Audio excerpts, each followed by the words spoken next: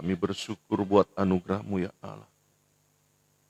Kami bersyukur buat kasih sayang Tuhan. Kami bersyukur buat apa yang menjadi anugerah Tuhan di tengah-tengah kehidupan kami yang ada. Itu sebabnya dalam kesadaran kami, hidup kami ini adalah penyembahan kepada Tuhan.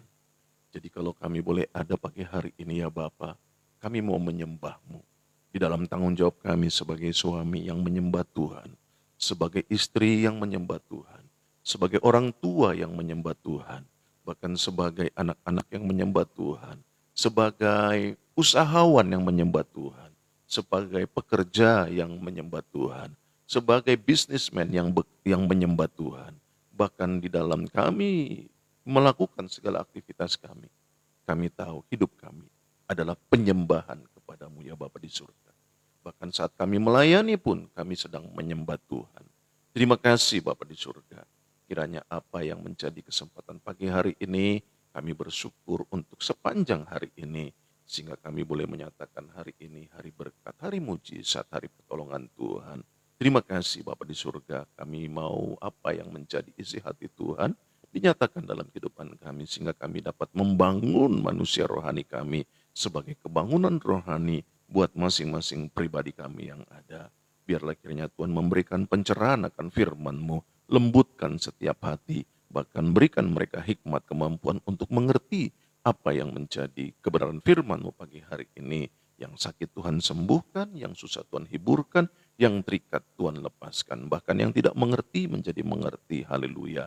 Hamba-Mu yang terbatas ini ya Bapa, urapilah berkatilah. Allah Roh Kudus, biarlah kiranya pencerahan akan firman-Mu, hikmat daripadamu, itu yang boleh kami terima dalam kesempatan pagi hari ini. Dalam nama Tuhan Yesus Kristus, kami siap untuk menerima lawatan Tuhan di dalam keajaiban firman-Mu. Dalam nama Tuhan Yesus Kristus, haleluya.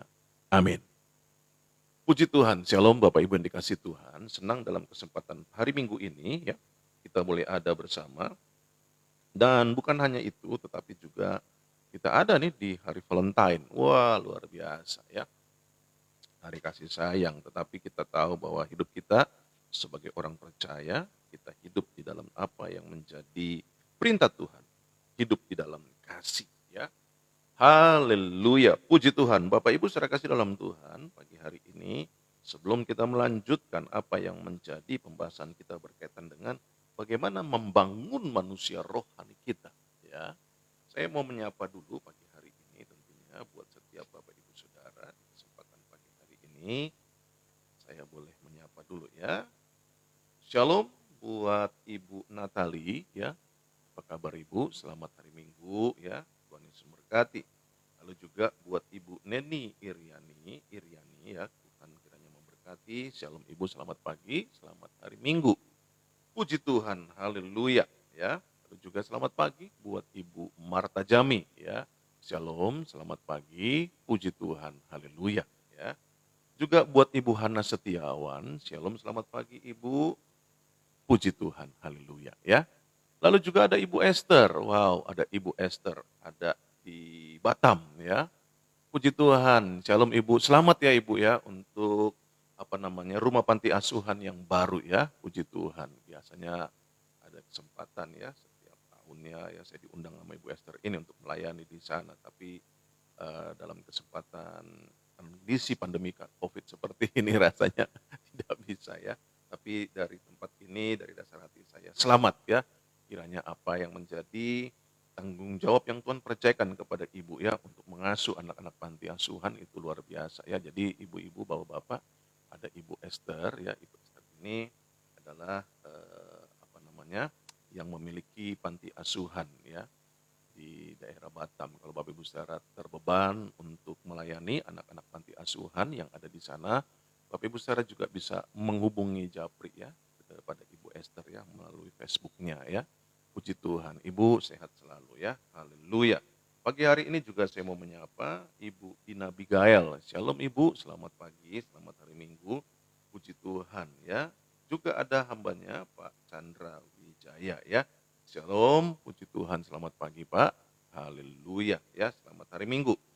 Juga ada Ibu Maria. Ibu Maria ini luar biasa ya. Puji Tuhan ya. Dari Kamboja pagi hari ini cerah. Wah, puji Tuhan ya. Tadi malam kira-kira jam berapa itu di tempat saya di wilayah, apa namanya, di depan ini ya, kalau di rumah duka apa, kenapa saya lupa, oh di Jelambar lah pokoknya ya gitu. Jadi setengah 12 malam itu saya bangun, wah hujan keras sekali ya, tapi puji Tuhan pagi hari ini cuacanya cerah ya, artinya tidak hujan, sama seperti di Kamboja, kata Ibu Maria ya. Puji Tuhan, selamat hari Minggu ya, buat Ibu Maria, salam juga buat Pak Santoso ya, puji Tuhan. Pagi-pagi saya lihat Facebook, waduh sudah tampil bersama dengan suami ya, bahwa cintanya semakin hari semakin bertambah tuh Pak Santoso ya. Bahkan bukan hanya pada kesempatan hari Valentine saja, hari kasih sayang, tapi dari hari ke hari. Memang jagoan Pak Santoso ya. Sudah mulai mantap ya ketika ada di dalam kebersamaan dengan istri. Puji Tuhan, haleluya ya. Baik, selamat pagi juga buat Ibu Lydia Agnes. Shalom, selamat pagi Ibu, selamat hari Minggu ya. Sehat selalu, puji Tuhan. Nah Ibu Lydia ini juga adalah pengusaha sama kayak Ibu Neni ya, sama juga dengan Ibu Maria. Apa namanya, usaha untuk makanan. Jadi Bapak Ibu saudara juga kalau memerlukan sesuatu bisa hubungi secara pribadi ya, nanti dikirimkan item-itemnya apa aja, termasuk Ibu Maria kalau mau. Oh Ibu Maria masakan hebat, luar biasa, enak-enak ya. Sama dengan Ibu Lydia, sama dengan Ibu Neni ya. Puji Tuhan. Salam selamat pagi juga buat Bapak Iwan Asan ya. Pak, selamat pagi, selamat hari Minggu, haleluya, puji Tuhan ya. Lalu juga ada Pak Ong, shalom Pak, selamat pagi, selamat hari Minggu, puji Tuhan, haleluya ya. Juga ada Ibu Nova Rumampuk ya, ada di Manado. Ibu, bagaimana Manado? Cerah, puji Tuhan ya. Selamat hari Minggu, selamat pagi, selamat melayani ya, puji Tuhan, haleluya.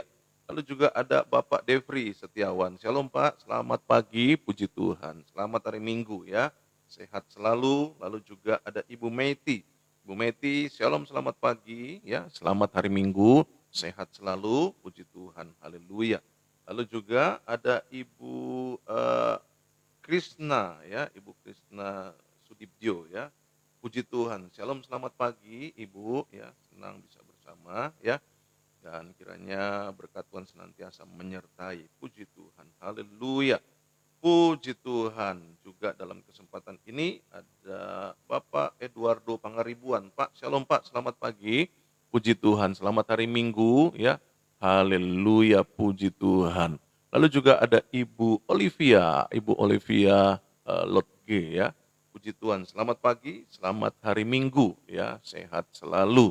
Puji Tuhan, haleluya. Ada Ibu Feni Ven ya. Ibu juga, shalom Ibu, selamat pagi, selamat hari Minggu ya. Kiranya berkat Tuhan senantiasa menyertai, haleluya. Puji Tuhan ya, saat ini kita ada dalam kesempatan hari Minggu, di mana saatnya nanti kita akan bersama-sama beribadah tentunya ya, dalam kesempatan ibadah di gereja, di mana Tuhan percayakan kita ada di dalamnya sebagai jemaat-jemaat Tuhan tentunya ya. Dalam kesempatan pagi hari ini, saya mau setiap Bapak Ibu Saudara semakin hari semakin bertumbuh di dalam takut akan Tuhan, terlebih di dalam kita mengasihi Tuhan ya. Saya tahulah dalam kesempatan di mana kita boleh ada secara keadaan pandemi seperti ini, tidak mudah beribadah di dalam apa yang menjadi konteks ibadah yang sesungguhnya ya, yaitu menundukkan diri kita, menundukkan hati kita sepenuhnya. Kenapa? Karena memang dalam ibadah online biasanya ada saja ya kan hal-hal yang menjadi tawaran-tawaran daging ya, untuk beresin ini, untuk beresin itu, ya kan gitu. Sehingga yang ada akhirnya kita ibadah betul, kita bilang telinga kita yang mendengar. Makanya kadangkala cuman telinga kita yang bertobat, ya kan? Karena apa? Karena telinga kita mendengar firman Tuhan, tetapi mulut kita kunyah-kunyah lagi sedang ibadah, makanya mulut kita gak bertobat. Haleluya. No, just kidding ya. Baik Bapak Ibu saudara kasih dalam Tuhan, yuk kita lanjutkan apa yang menjadi pembahasan kita. Saya mau tuntaskan nih. Jadi dalam membangun kebangunan rohani dalam diri kita ya, itu dibutuhkan yaitu apa? Mengaktifkan, membangunkan manusia rohani kita. Saya sudah jelaskan dalam sepanjang minggu yang sudah kita lalui tentang bagaimana caranya kita membangun manusia rohani kita. yaitu mengedepankan manusia rohani kita dengan sifat-sifatnya. Nah, salah satunya dengan kita berpuasa. Nah, kita kemarin sudah membahas, selain berpuasa, tentunya juga kita harus membangkitkan manusia rohani kita dengan cara apa? Dengan kita berbahasa roh. Ya, saya katakan bahwa dalam kesempatan sebelumnya saya tidak lagi bicara tentang doktrin gereja, tetapi lebih kepada doktrin firman Allah. Ya, apa yang dituliskan oleh Alkitab itu yang saya ajarkan. Nanti Bapak Ibu Saudara tentunya ingin tahu ya, kalau kita bicara bahasa roh, besoklah saya sampaikan ya, hari Senin memulai hari di mana kita akan masuk juga dengan bagaimana membangun manusia rohani kita dengan berdoa yang penuh kuasa. Bagaimana caranya berdoa yang penuh kuasa? Nah, contohnya nanti kita akan lihat, yaitu apa? Yesus sendiri. Bagaimana Yesus bisa melakukan hal seperti itu, ya kan? Nah, pertanyaannya, apakah Yesus berbahasa roh? Oh, akan saya tunjukkan ayat-ayat Alkitabnya ya, supaya Bapak Ibu Saudara memiliki nalar yang sehat, memiliki iman yang murni di dalam Yesus Kristus Tuhan melalui apa? Melalui firman Allah. Itu yang saya mau ajak Bapak Ibu Saudara kasih dalam Tuhan. Nah, sekarang kan kita belajar nih, Rasul Paulus berbahasa roh. Pertanyaannya sekarang, Tuhan Yesus pada waktu itu berbahasa roh nggak?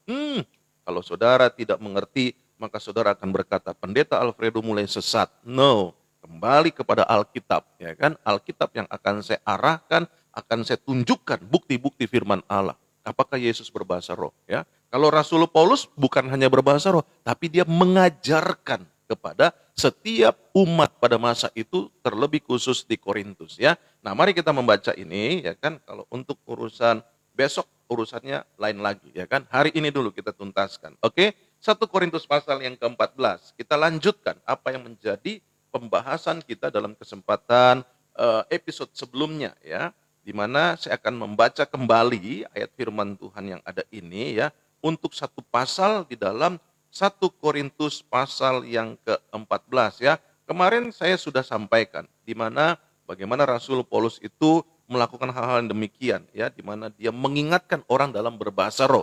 Ini supaya kita mengerti dalam pemahaman kita. Jangan sampai akhirnya kita juga alergi dengan bahasa roh. Akibatnya manusia batin ini kita atau manusia rohani kita itu tidak mengalami kemajuan. Kenapa pentingnya kita membangun manusia rohani kita? Supaya kita berkemenangan, supaya kita bisa kuat menghadapi tekanan, intervensi, intimidasi dunia ini, baik dari masalah ekonomi, masalah kesehatan, ya kan? Bahkan masalah keimanan. Karena perhatikan deh Bapak Ibu Saudara, apa yang menjadi dampak daripada COVID-19 ini, apa yang menjadi dampak daripada pandemi ini sendiri, ya? Coba perhatikan apa yang dihantam oleh keadaan pandemi COVID ini. Ada 3 pilar yang dihantam oleh keadaan pandemi ini. Yang pertama, kesehatan pasti. Kesehatan secara menyeluruh, secara global. Orang-orang mengalami kekhawatiran, ketakutan, bahkan mengalami yang namanya dampak daripada pandemi COVID-19 ini. Ini yang pertama. Lalu yang kedua, apa yang dihantam oleh karena keadaan pandemi COVID-19 ini? Yaitu masalah ekonomi. Betul? Ekonomi mulai terganggu. Kenapa? Karena orang sudah mengurangi apa yang menjadi aktivitasnya di luar, termasuk dalam bekerja. Dan akibatnya adalah banyak akhirnya perusahaan, bahkan juga hal-hal yang dilakukan sebelum pandemi ini, akhirnya dikurangi pembatasan tenaga kerja dan sebagainya. Lalu juga pembatasan income ataupun juga gaji dan sebagainya, ya kan? Akhirnya apa? Ekonomi mulai goyah nih. Yang ketiga, apa yang dihantam? Iman, percaya.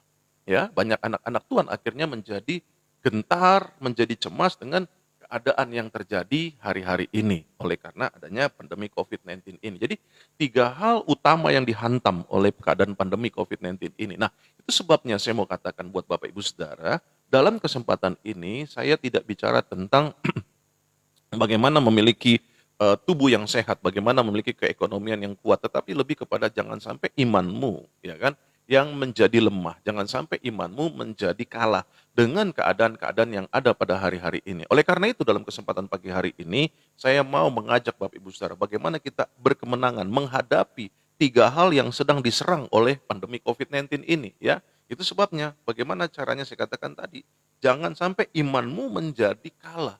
Ya, dengan cara bagaimana bangkitkan manusia rohmu dalam kehidupanmu. Oke, kita lanjut ya. Kemarin saya sudah sampaikan di dalam 1 Korintus pasal yang keempat, di mana dikatakan dalam ayat yang 14 ya. Sebab jika aku berdoa dengan bahasa roh, maka rohku yang berdoa tetapi akal budiku tidak turut berdoa. Kemarin saya sudah jelaskan sampai di sini ya. Waktu kita bicara tentang rala misalnya seperti itu. Oke. Tetapi akal budi saya tidak mengerti apa yang sedang saya sampaikan berkaitan dengan bahasa roh yang dalam konteks dorea. Oke, kemarin saya sudah jelaskan. Ada dalam penulisan bahasa roh di sini itu ada yang namanya karisma, ada yang namanya dorea. Nah, oke, kita lihat di sini.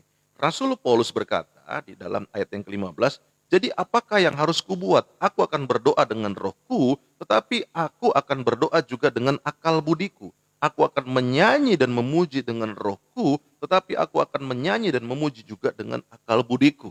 Ya, nah itu yang saya katakan bahwa di dalam kesempatan kita membangun manusia rohani kita, akal budi kita itu memang tidak selaras atau dengan kata lain belum bersama-sama sejalan ya. Nah, ini yang harus kita latih dalam kehidupan kita. Itu sebabnya Rasul Paulus berkata juga waktu aku menyanyi, menyanyi dalam rohku, tetapi aku juga mau menyanyi di dalam apa? Memuji Tuhan dengan akal budiku. Jadi waktu kita bicara tentang menyanyi, oh mama ya, kan gitu kan, misalnya seperti itu. Orang berpikir, nih ibu kenapa, ini bapak kenapa? Padahal mungkin kita berkata bahwa saya sedang menyanyi, ya kan begitu. Loh, kok menyanyinya begitu? Orang-orang akan aneh lihatnya. Tapi waktu kita mulai menyanyi juga dengan akal budi kita, itu sebabnya waktu kita menyanyi, kita mengajak manusia rohani kita memuji memuliakan Tuhan ya. Makanya dalam setiap kita menyanyi, menyanyi dengan segenap hatimu, dengan segenap jiwamu, dengan segenap akal budimu, ya dikatakan. Waktu kita memuji Tuhan, waktu kita memuliakan Tuhan. Nah, selanjutnya dikatakan apa? Apa yang dikatakan di dalam ayat yang ke-16? Sebab jika engkau mengucap syukur dengan rohmu saja, bagaimanakah orang biasa yang hadir sebagai pendengar dapat mengatakan amin atas pengucapan syukurmu? Bukankah ia tidak tahu apa yang engkau katakan? Nah, ini kita lihat ya. Jadi konteks di sini biar Bapak Ibu saudara tahu bahwa Rasul Paulus sedang mengajar. Oke, nanti kita akan ketemu ayatnya dan itulah yang dipakai oleh kalangan gereja-gereja tertentu sebagai dasarnya di dalam beribadah ya. Coba kita lihat langsung ya, nanti saya akan bacakan di sini lebih lebih rinci lagi. Nah, tapi di sini coba dikatakan pada ayat yang terakhir 1 Korintus pasal yang ke-14 itu pada ayat yang ke-40 dikatakan apa? Tetapi segala sesuatu harus berlangsung. Ini dalam penyelenggaraan kebaktian. Ini dalam penyelenggaraan ibadah dikatakan apa? Tetapi segala sesuatu harus berlangsung dengan sopan dan teratur. Haleluya.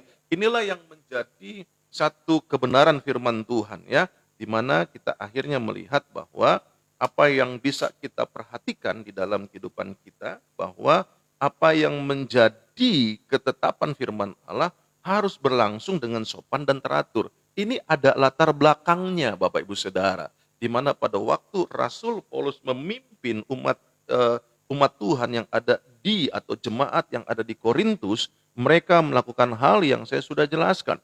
Rasul Paulus ngomong, mereka ngomong. Rasul Paulus mau menyampaikan apa yang menjadi pesan Tuhan, mereka berdorea, ya kan ramai, seperti itu.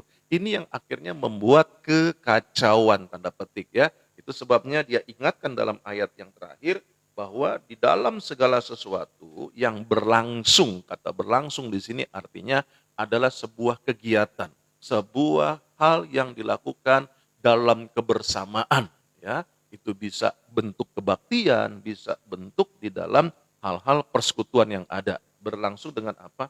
Sopan dan teratur. Rupanya latar belakang hal ini disampaikan oleh Rasul Paulus karena yang saya katakan tadi, terkesan tidak sopan, terkesan tidak teratur. Di mana Rasul Paulus berbicara, mereka juga berbicara.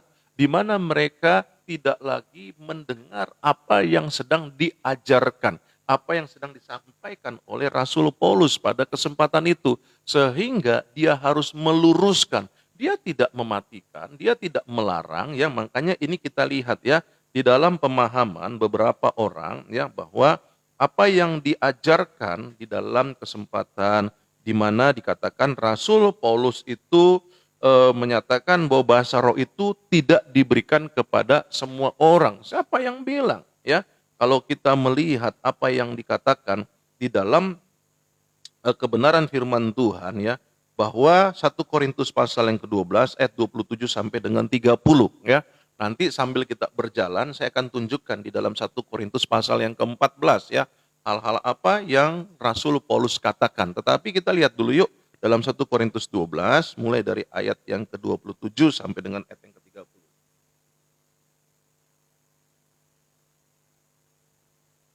Oke, kita lihat.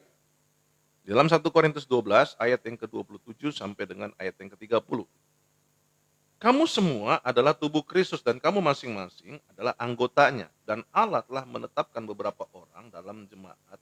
Pertama sebagai rasul, kedua sebagai nabi, ketiga sebagai pengajar. Selanjutnya mereka yang mendapat karunia untuk mengadakan mujizat, untuk menyembuhkan, untuk melayani, untuk memimpin, dan untuk berkata-kata dalam bahasa roh. Adakah mereka semua rasul atau nabi atau pengajar?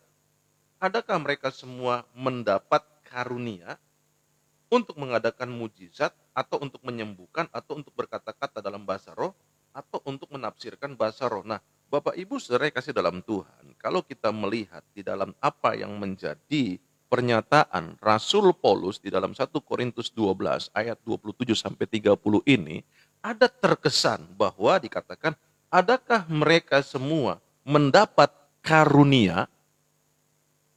Inilah yang dipakai oleh orang-orang yang tanda petik ya alergi dengan bahasa roh. Makanya dia katakan nggak semua orang dapat yang namanya karunia bahasa roh. Karena dikatakan dalam ayat ini atau dikatakan apa? Adakah mereka semua mendapat karunia atau untuk berkata-kata dalam bahasa roh? Nah, Bapak Ibu Saudara kasih dalam Tuhan, itu yang saya sudah jelaskan di awal bahwa apakah pertanyaan ini begini? Apakah mereka semua mendapatkan karisma? Itu loh yang menjadi pernyataannya.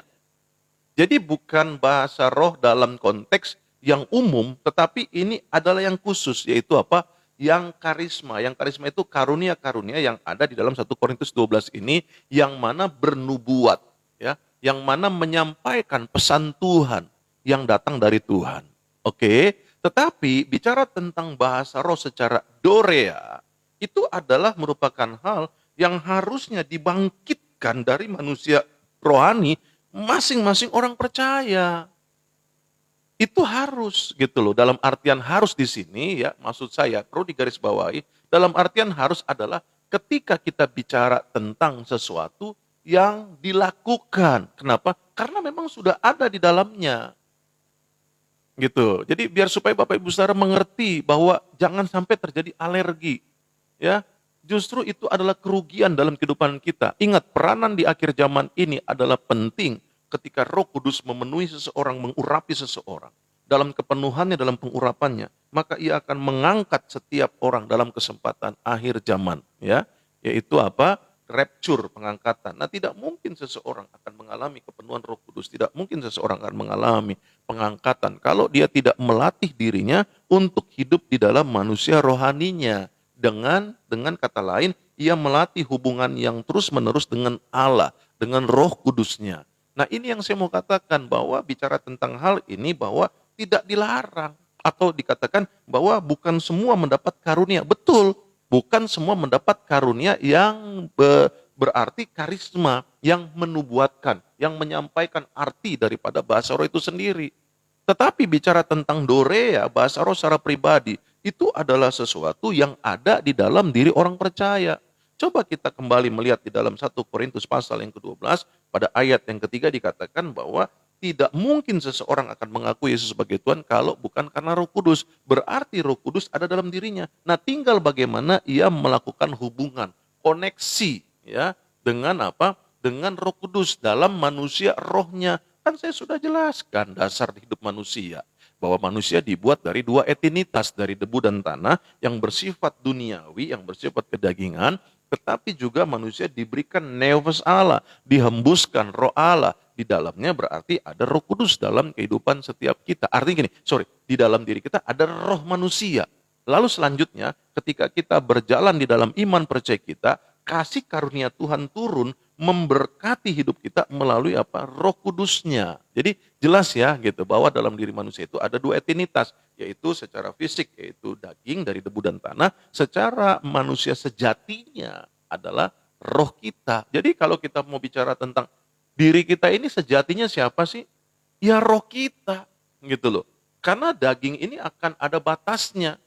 Ini adalah kata Rasul Paulus kemah. Ketika kemah ini dibongkar, maka kita akan kembali kepada kekekalan gitu loh. Nah, perlulah dipahami oleh setiap Bapak Ibu Saudara supaya apa? Supaya kedepannya itu mantap Bapak Ibu Saudara ya, menjalani kehidupan hari lepas hari ya, tidak menjadi cemas, tidak menjadi khawatir, tidak menjadi cengeng ya. Ini adalah hal penting untuk Bapak Ibu Saudara pahami ya. Yang selanjutnya, ya, lalu kalau ditanya tentang apakah Eee, misalnya pertanyaannya gini, apakah semua mendapatkan dorea dalam bahasa roh? Jawabannya iya. Tetapi kalau apakah semua mendapatkan karisma? Jawabannya tidak. Jadi jelas ya, dalam bahasa roh, konteks bahasa roh di sini yang karisma, kenapa? Karena karisma itu merupakan pesan khusus dari Allah ya, bagi umat Tuhan yang dinyatakan ya. Jadi bermaksud untuk membangun dan mengarahkan. Itu yang namanya bahasa roh dalam konteks karisma ya. Tetapi dalam bahasa roh, dorea itu tidak ada hal penafsiran. Namun di dalamnya adalah hal di mana kita berkata-kata kepada Allah secara pribadi yang konteksnya adalah membangun diri sendiri. Kita sudah membacanya dalam 1 Korintus pasal yang ke-14 ya. Di dalam ayat yang ke-3. Coba kita lihat di sini. Dalam 1 Korintus pasal yang ke-14 dikatakan apa? Pada ayat yang keempat ya.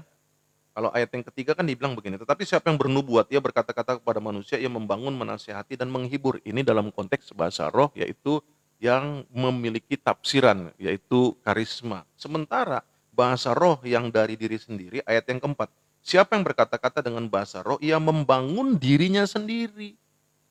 Tetapi siapa yang bernubuat, ia membangun jemaat. Nah ini yang perlu kita pahami ya, jadi Bapak Ibu Saudara, supaya apa? Supaya kita mengerti bagaimana kehidupan kita di akhir zaman ini. Dan Alkitab juga ingatkan bahwa di akhir zaman akan disingkapkan semua apa yang menjadi kebenaran-kebenarannya ya.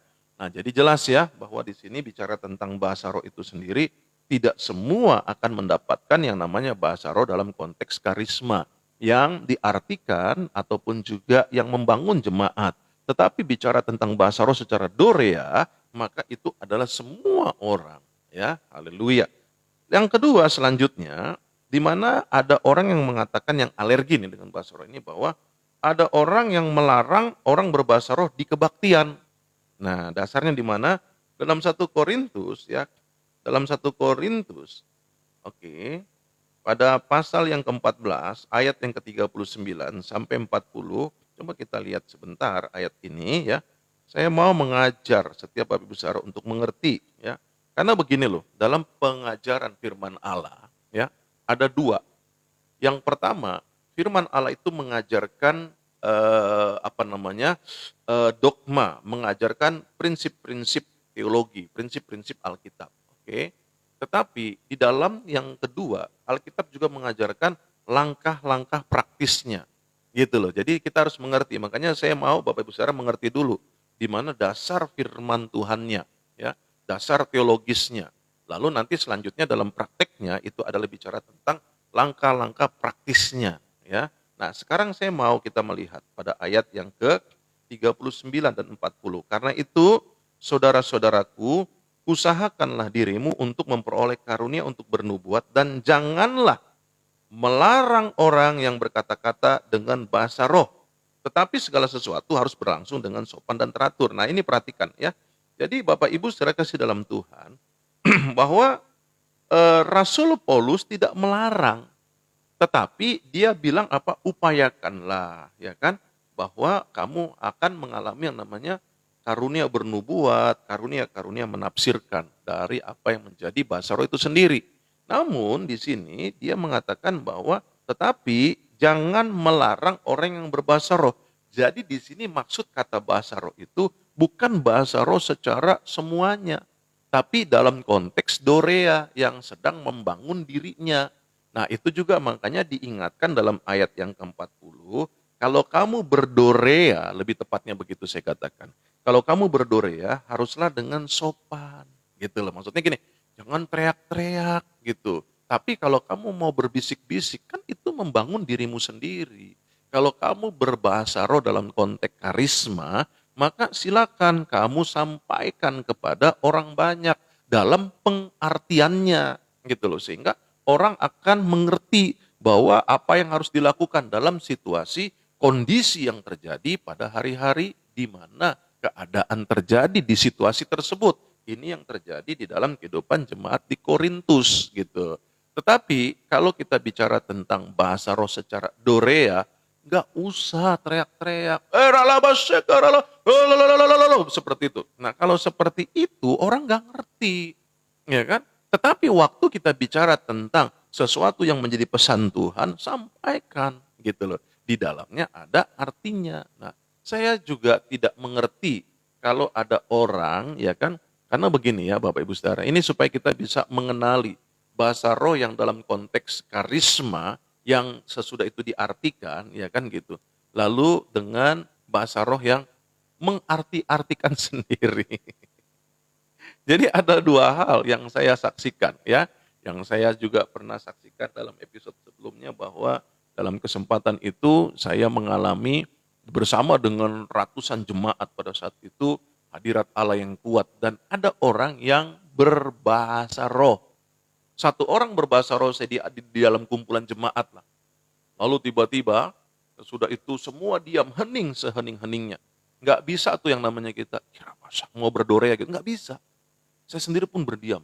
Lalu apa yang terjadi ketika Bapak ini berbahasa roh, seperti itu. Sesudah itu, dia berhenti. Dan pemain piano yang tiba-tiba dia mulai berbicara mengartikan apa yang menjadi pernyataan daripada orang tersebut. Wah, itu luar biasa Bapak Ibu Saudara. Ya. Lalu tapi saya juga pernah melihat ada hal ya, ada hal dalam kesempatan itu di mana begini loh, begini ya. Ini kita makanya harus gunakan nalar yang baik ya. Saya waktu itu bersama dengan rekan-rekan masih belum menikah waktu itu masih ada di dalam kelompok pemuda. Lalu ada seseorang yang katanya dia berbahasa roh yang dapat diartikan. Nah, itu lucu sekali karena kita doa malam gitu. Yang saya tidak mengerti dia berbahasa roh dia tafsirkan, berbahasa roh dia tafsirkan. Kok kayaknya begitu jadi? Ingatlah bahwa Tuhan itu mengasihimu. Jangan jadi karena itu biarlah kamu harus tetap diam di dalam Tuhan. Karena itu ini kayak orang baca saya pikir. Saya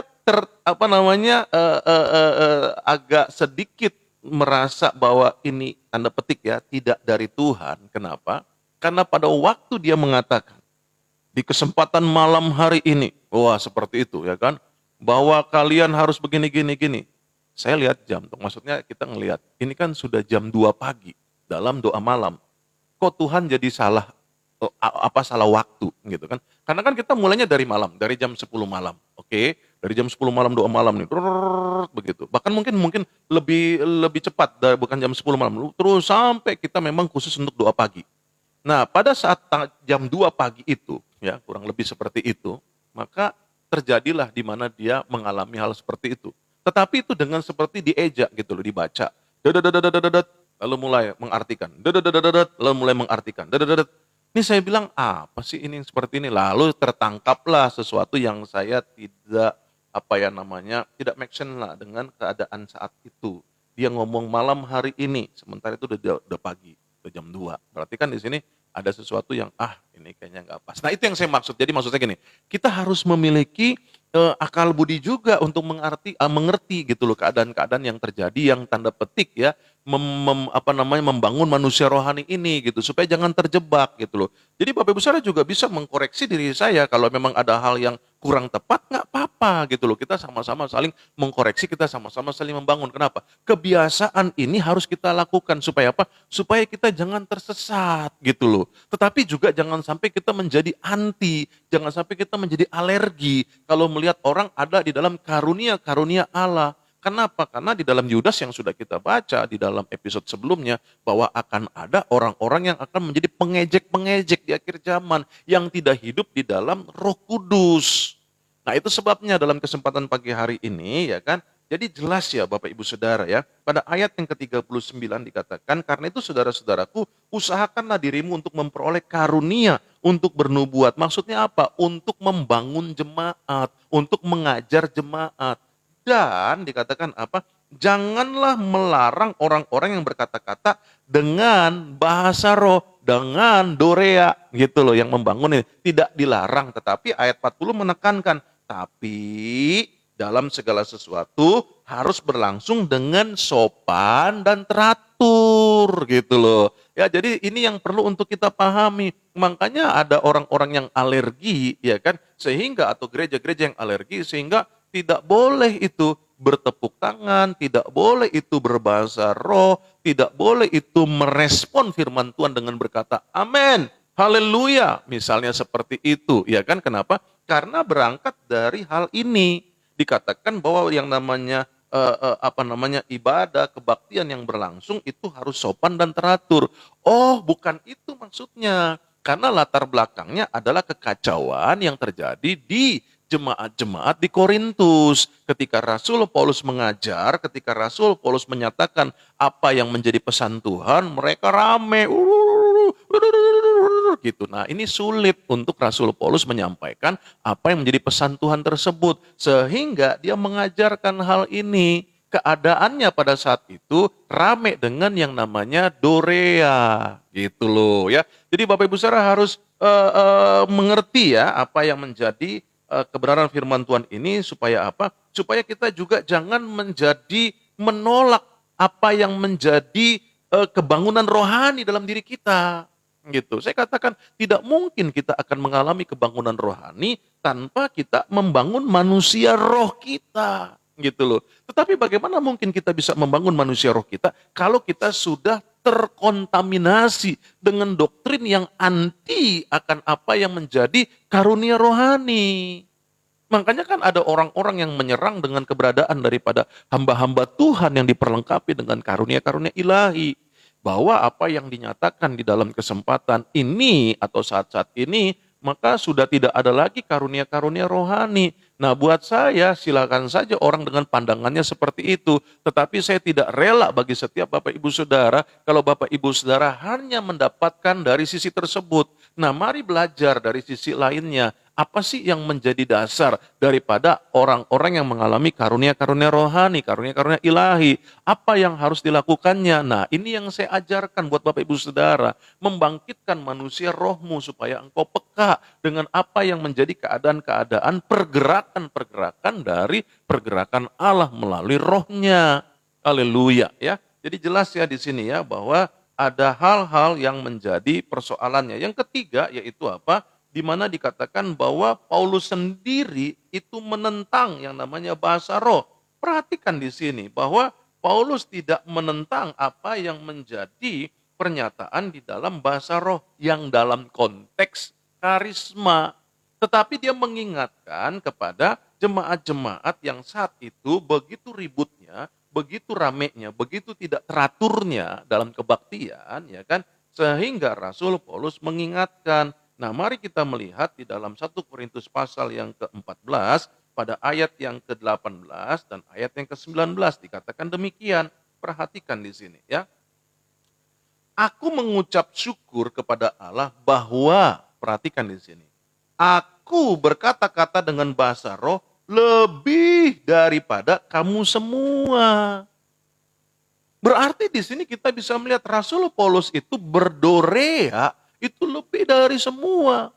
Bahkan dalam tafsiran-tafsiran yang ada bagaimana Rasul Paulus pun dalam perjalanannya, dalam segala aktivitasnya, dia menjaga manusia rohaninya untuk terus meletup-letup terus seperti itu. Makanya kalau kita mengacu kepada Roma pasal yang ke-12, dikatakan dalam ayat yang ke-11, dikatakan apa? Janganlah kerajinanmu kendor, tetaplah semangat. Nah, kata biarlah rohmu menyala-nyala. Nah, kata rohmu menyala-nyala, ini adalah tulisan Rasul Paulus kepada jemaat di Roma.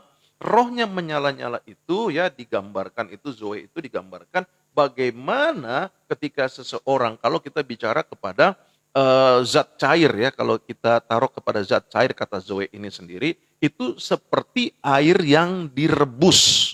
Air yang direbus ketika mendidih, maka dia akan meluap-luap, meletup-letup. Nah, itu yang digambarkan bahwa rohmu menyala-nyala seperti itu. Ya, kalau kita bicara kepada zat cair gitu loh, maka dia akan seperti itu kalau air.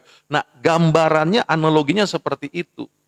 Lalu kalau kita kata Zoe ini digabungkan dengan apa yang menjadi zat padat ya, maka itu akan seperti permata, seperti berlian yang diasah. Dia akan mengkilat dari sisi manapun, dia akan selalu bernyala-nyala ya, seperti itu kalau boleh saya katakan.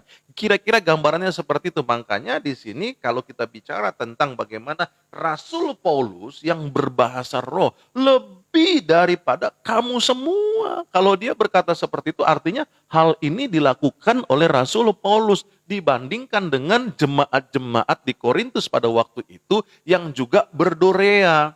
Artinya apa? Bahwa hey, jangan engkau menjadi kacau, jangan engkau menjadi tidak tertib, jangan engkau menjadi tidak sopan ketika engkau berdorea gitu loh. Karena aku pun juga berdorea, tetapi dalam kesempatan dia mengajar, dia memberitakan firman Allah, maka ia kendalikan dorongan hal itu. Tetapi dia sedang menyampaikan pesan Tuhan melalui firman Tuhan yang disampaikan. Nah, saya percaya sesudahnya, maka ia kembali melakukan hal itu dalam segala aktivitasnya. Dia berbahasa roh, dikatakan apa? Aku berkata-kata dengan bahasa roh lebih daripada kamu semua. Inilah yang menjadi kunci buat saya melihat keberhasilan, kemenangan seorang Rasul Paulus menghadapi segala tantangan-tantangan dalam kehidupan. Oleh karena itu Bapak Ibu saudara kasih dalam Tuhan, makanya dia katakan apa pada ayat yang ke-19, 1 Korintus 14 ayat 19 ini. Tetapi dalam pertemuan jemaat, nah jadi kan sekarang udah jelas ya Bapak Ibu saudara ya, dapat gambarannya ya. Bahwa dalam 1 Korintus pasal yang ke-14 ini sedang menceritakan keadaan jemaat di Korintus. Bagaimana tidak teraturnya, bagaimana tidak sopannya. Oke? Nanti kita akan belajar lagi dalam kesempatan kemudian ya. Saya ingat betul bagaimana Rasul Paulus menegur wanita ya. Tidak boleh di ibadah itu wanita itu dia berbicara. Nah, konteksnya begini Bapak Ibu Saudara, inilah hal yang terjadi di jemaat Korintus, kekacauan yang terjadi di jemaat Korintus. Jadi begini, makanya Rasul Paulus bilang begini, kalau kamu mau bertanya, bertanyalah kepada suamimu.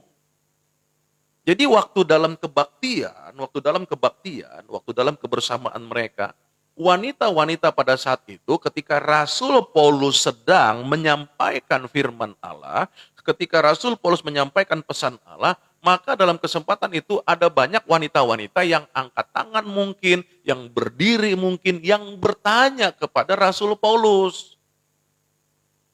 Bapak Rasul Paulus, saya mau bertanya, bagaimana kita sebagai orang Kristen? Misalnya seperti itu. Dari sana lagi bertanya, Bapak Rasul Paulus, bagaimana saya begini-gini-gini? Kacau, kacau.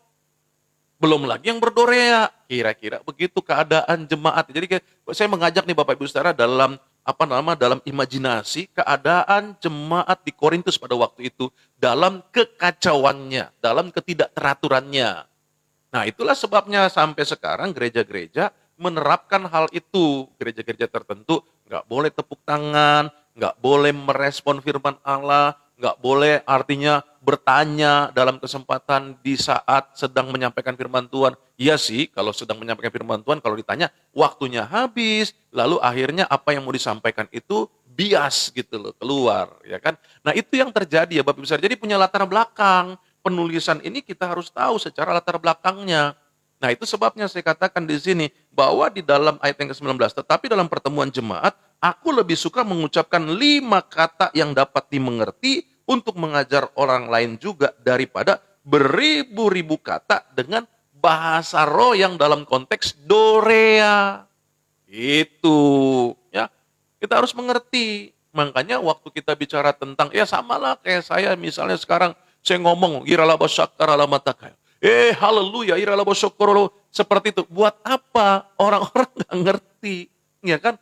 Itu adalah bagian di mana saya membangun diri saya sendiri. Tetapi dalam pengajaran 5 kata lebih tepat. Bertobatlah, kasihlah Tuhan Allahmu. Misalnya seperti itu, ya kan? Nah, itu lebih orang mengerti, oh iya, saya harus hidup bertobat, saya harus mengasihi Allah. Tetapi waktu panjang lebar dikatakan oleh Rasul Paulus, beribu-ribu kata dengan bahasa roh yang dalam konteks dorea, maka orang tidak akan mengerti. Tetapi tidak dengan yang namanya karisma. Dia akan berbahasa roh dan dia akan mengartikan, yang mana adalah firman Allah, pesan Allah untuk membangun, untuk mengajar, untuk mengarahkan setiap jemaat-jemaat pada saat itu dalam kepentingannya, dalam kebutuhannya. Ya, jadi seperti itu Bapak Ibu Saudara kasih dalam Tuhan ya.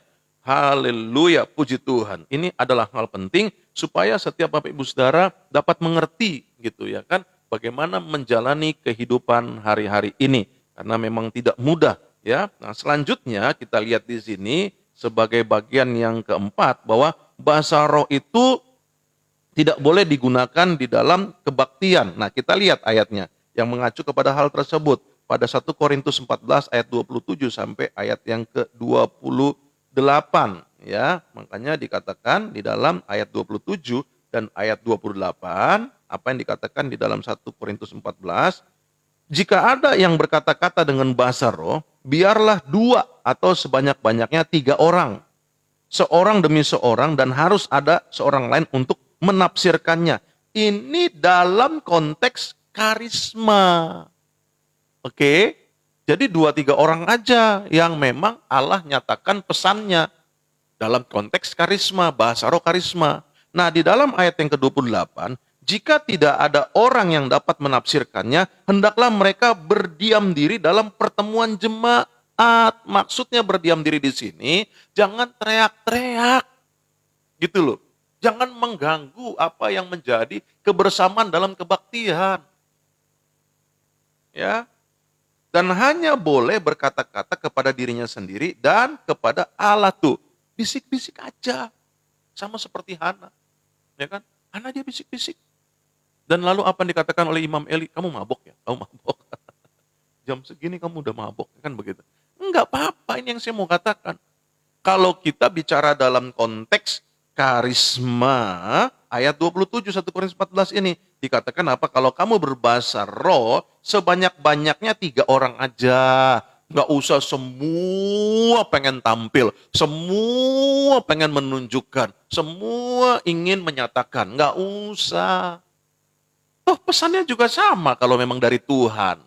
Tetapi kan persoalannya belum tentu dari Tuhan.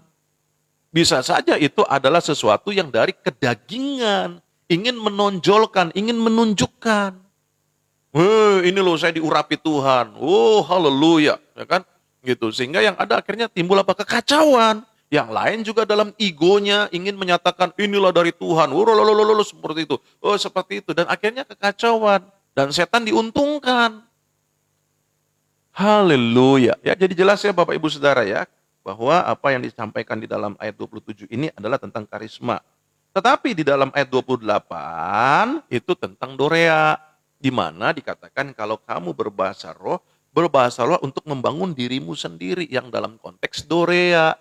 Di mana dalam kesempatan itu kamu sedang membangun dirimu, berkata-kata dengan dirimu, dan kepada Allah. Haleluya. Puji Tuhan, Bapak Ibu saudara kasih dalam Tuhan, biarlah kiranya apa yang menjadi pembelajaran kita pagi hari ini dapat menguatkan dalam kehidupan setiap kita semua yang ada ya. Haleluya. Dan akhirnya kita melihat di sini bahwa dikatakan demikian dalam 1 Korintus pasal yang ke-14 ayat 22. Nah, ini yang juga seringkali menjadi salah penafsiran ya. Dikatakan bahwa karunia bahasa roh itu bukan untuk orang yang beriman. Nah, kita lihat ya di sini ya. Apa yang dikatakan dalam 1 Korintus 14 ayat yang ke-22. Oke, dikatakan demikian. Karena itu, karunia bahasa roh adalah tanda bukan untuk orang yang beriman, tetapi untuk orang yang tidak beriman. Sedangkan karunia untuk bernubuat adalah tanda bukan untuk orang yang tidak beriman, tetapi untuk orang yang beriman. Nah, 1 Korintus 14 ayat 22 ini yang sering kali dipakai bahwa kalau orang yang berbahasa roh itu bukan untuk orang beriman. Betul itu untuk konteks dorea. Gitu loh. Ya. Jadi kalau kita yang sudah beriman kepada Tuhan Yesus, kita sudah tahu, kita sudah mengerti ketika orang berglosolalia, ya, ketika orang mulai itu sudah kita ngerti, ya, tetapi bukan untuk kita. Kita ngerti karena apa? Itu dia sedang membangun dirinya sendiri, dia sedang berbicara kepada Allah, itu maksudnya. Tapi kalau orang bernubuat, itu buat orang beriman, kita yang menjadi orang percaya. Ketika Tuhan berkata, ingatlah bahwa Tuhan mau kamu supaya begini-gini. Nah bagi orang yang gak beriman, apa sih nih orang ngomong apa sih? Ngaco nih orang. Kayak gitu maksudnya. Ya, jadi kita harus mengerti.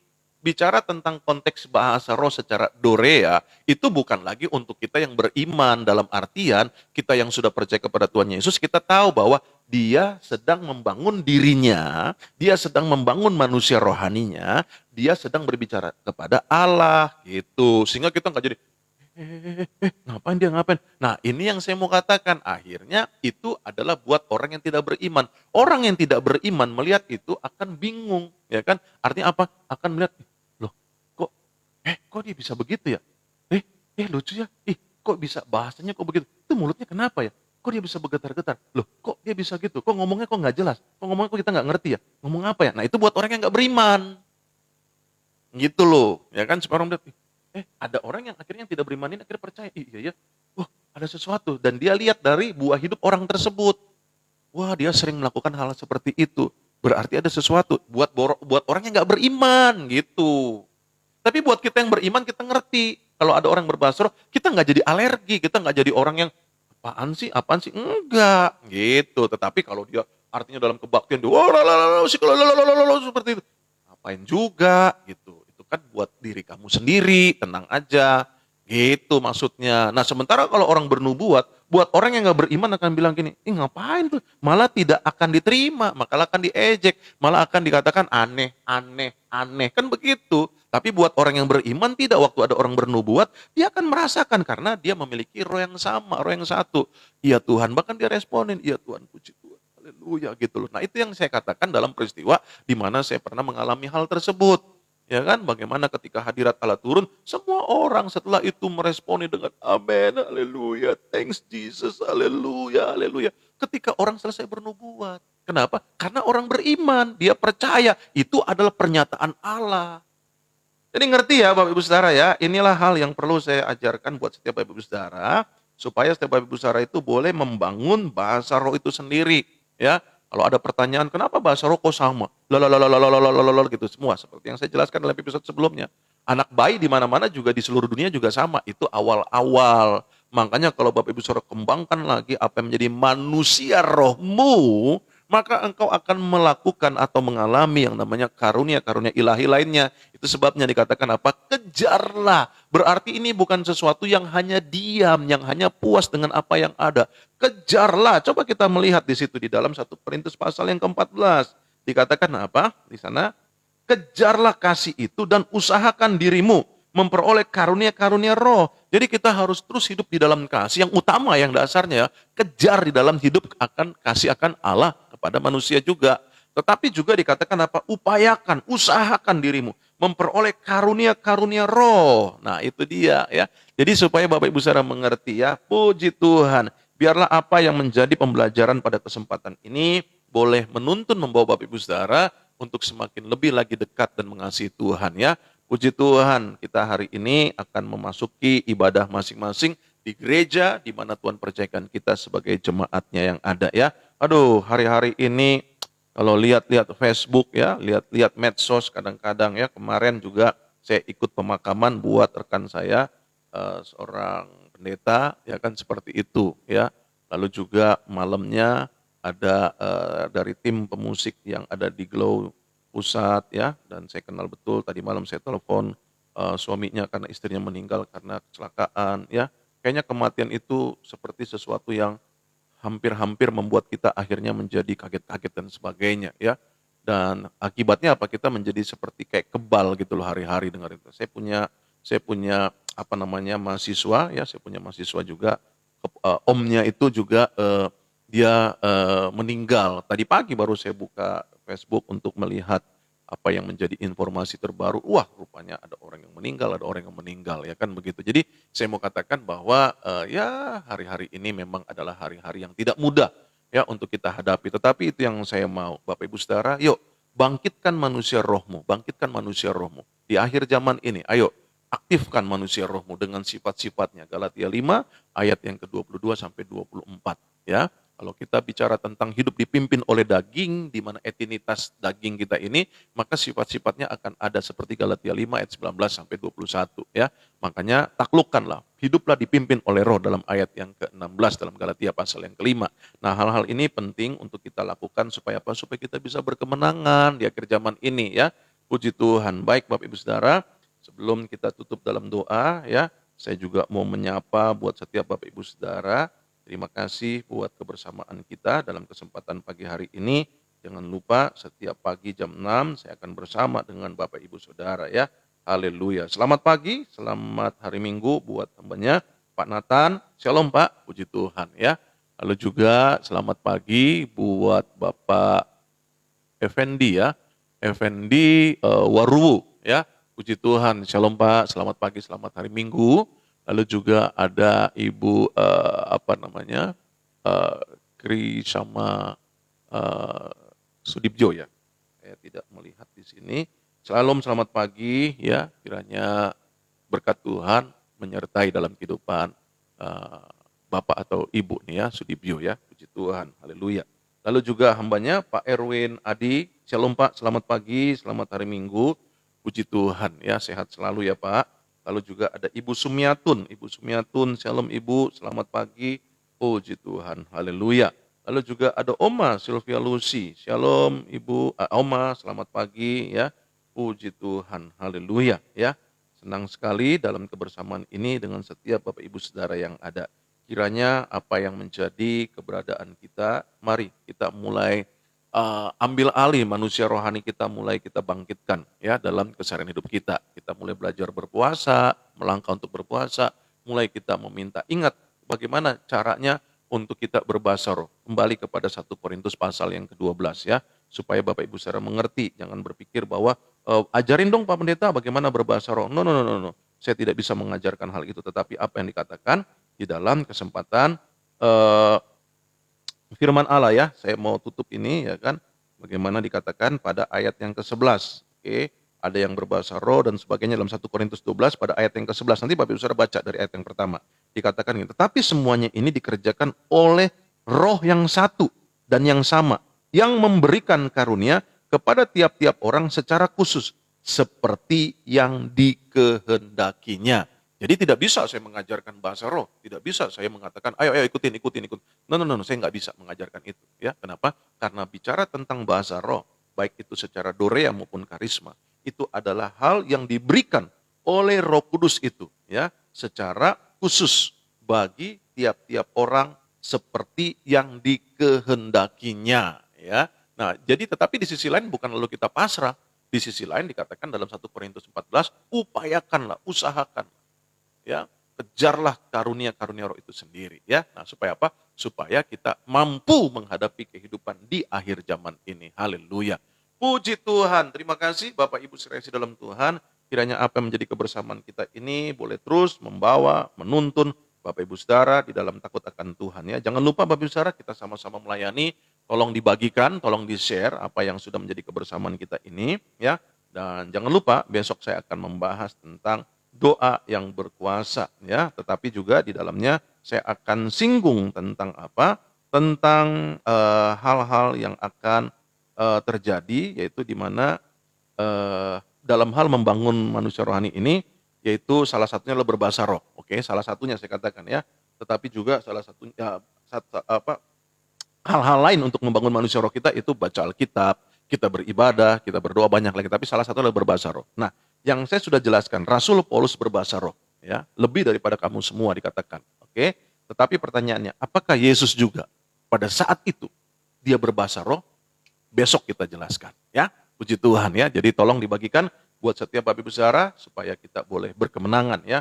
Haleluya, puji Tuhan. Kita berdoa. Haleluya. Bapak terima kasih buat anugerah-Mu di kesempatan pagi hari ini, di kesempatan hari Minggu ini, kami boleh ada sebagaimana kami ada. Berkati buat setiap Bapak Ibu Saudara dalam kesungguh-sungguhan dalam kesetiaan mereka untuk mengerti apa yang menjadi kehendak Tuhan di dalamnya. Terlebih di dalam kami merindukan kebangunan rohani secara pribadi atas kehidupan kami, pribadi lepas pribadi. Bahkan hamba juga berdoa, Tuhan kiranya juga memberkati dalam kerinduan hati mereka, sehingga mereka masuk dalam dimensi Allah yang baru. Ketika mereka boleh membangkitkan manusia rohani mereka boleh memasuki dimensi Allah yang luar biasa. Sehingga setiap kami semua boleh berkemenangan di akhir zaman ini, bahkan menghadapi situasi kondisi pandemi COVID-19 ini. Terima kasih Bapak. Berkati dalam usaha mereka, berkati dalam dagang mereka, berkati dalam bisnis mereka, berkati dalam pekerjaan mereka, berkati juga di dalam keluarga rumah tangga mereka, berkati suami, istri, anak-anak, orang tua, mertua, bahkan juga buat menantu, anak, cucu, semuanya diberkati Tuhan. Terima kasih Bapak di surga. Kami juga berdoa, biarlah kesehatan mereka pun dijaga Tuhan, disertai Tuhan, diurapi Tuhan.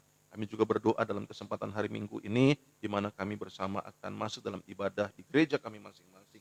Sebagaimana gereja Tuhan yang ada. Tuhan kiranya juga memberkati setiap gereja-gereja Tuhan di mana-mana tempat. Biarlah kiranya pengurapan Tuhan, kuasa Tuhan dinyatakan. Bahkan setiap hamba-hamba Tuhan yang boleh melayani, Tuhan berikan penyingkapan akan kebenaran firman-Mu, pencerahan akan kebenaran firman-Mu, sehingga di akhir zaman ini tidak ada lagi yang tertutup di dalamnya. Semua dibukakan Tuhan di dalam kekuatan Roh Kudus atas kehidupan setiap hamba-hamba-Mu yang ada. Karena itu hamba berdoa dalam nama Tuhan Yesus terjadi lawatan Tuhan atas gereja-gereja Tuhan di mana-mana tempat. Terima kasih Bapak di surga. Kami juga berdoa untuk daerah-daerah yang mengalami bencana atas bangsa kami Indonesia.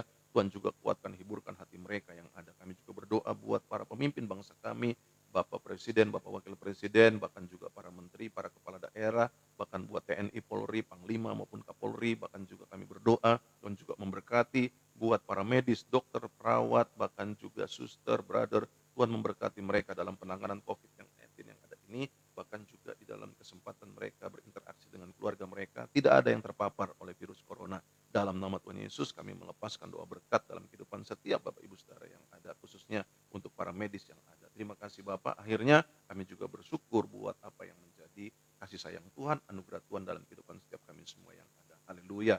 Karena itu Bapak Ibu Saudara dalam Tuhan, ingatlah bahwa sesungguhnya Allah itu baik. Sekali-kali Ia tidak pernah meninggalkan kita. Ia menyertai kita, Ia mengurapi kita, Ia menjaga kita, bahkan Ia memberkati dalam segala aspek hidup kita yang ada. Bahkan dalam setiap kesempatan nafas hidup yang kita tarik, yang Tuhan berikan, Ia senantiasa menjagai dan melindungi kita. Kuatkanlah hatimu, biarlah kiranya engkau terus maju di dalam Tuhan. Arahkan hatimu kepada Tuhan.